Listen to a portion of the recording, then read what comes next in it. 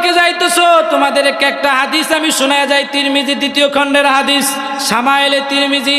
আল্লাহর নবী বলেন, এ উম্মাত জানো, মজলিস যখন কায়েম হয়ে যাবে, আজকের এই মাহফিলটা জোহরের পর থেকে শুরু হয়েছে, হামদে বাড়ি তালা নাতে রসুল ইসলামী সঙ্গীত দিয়ে শুরু করেছেন, ঠিক না বেঠিক? জোরে বলেন, ঠিক না?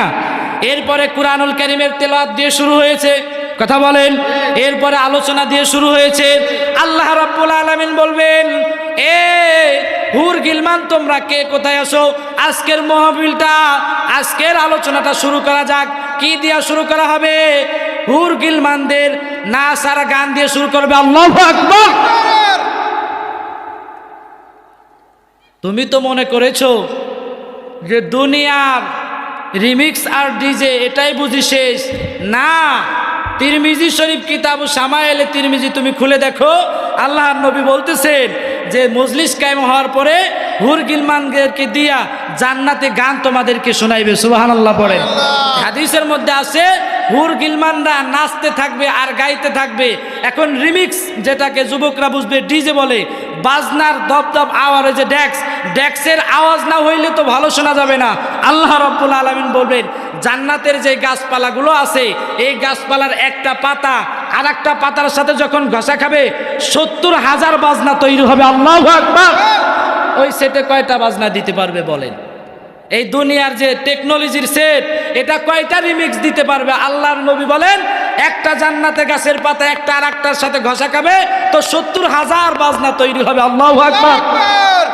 তুমি ডিজের দেখছো কি আর নাচার গানের দেখছো কি? তবে শর্ত হলো দুনিয়ার গুলো দেখা যাবে না, দেখা যাবে। দুনিয়ার গুলো দেখলে কিন্তু আল্লাহ জান্নাতে দেখা যাবে না। দেখা যাবে বলেন?